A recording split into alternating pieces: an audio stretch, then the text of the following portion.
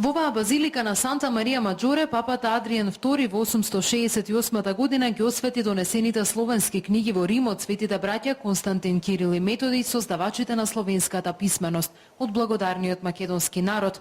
Ова е содржината испишана на плочата која денеска беше поставена во една од најзначајните базилики во Рим.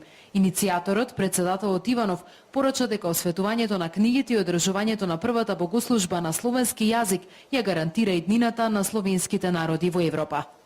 Народите без писменост неповратно исчезнале во историјата.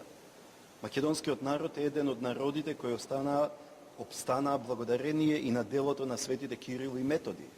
Затоа со ова плоча ние ништо не присвојуваме, туку само ја изразуваме нашата искрена и длабока благодарност. Но благодарноста кон светите Кирил и Методи не се изразува само со оваа плоча.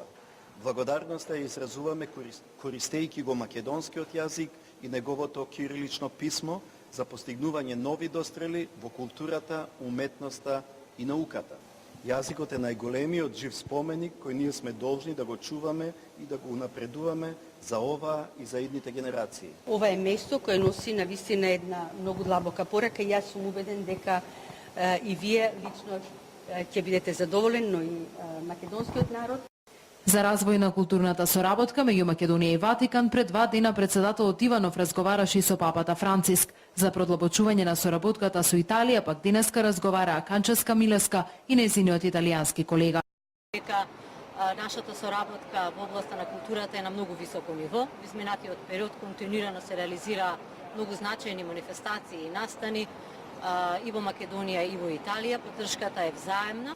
Поставувањето на плочата, испишана на македонски јазик во една од најголемите цркви во Рим, е резултат на повеќе годишните напори на македонските власти. На 1 мај 2011 председателот Иванов првпат ја посетува оваа базилика во Рим. Тогаш се раѓа и оваа идеја. Денешното поставување на плочата во спомен на светите Кирил и Методи представува финале на иницијативата која траела цели 4 години. Од Рим за Сител, Славе Царсова.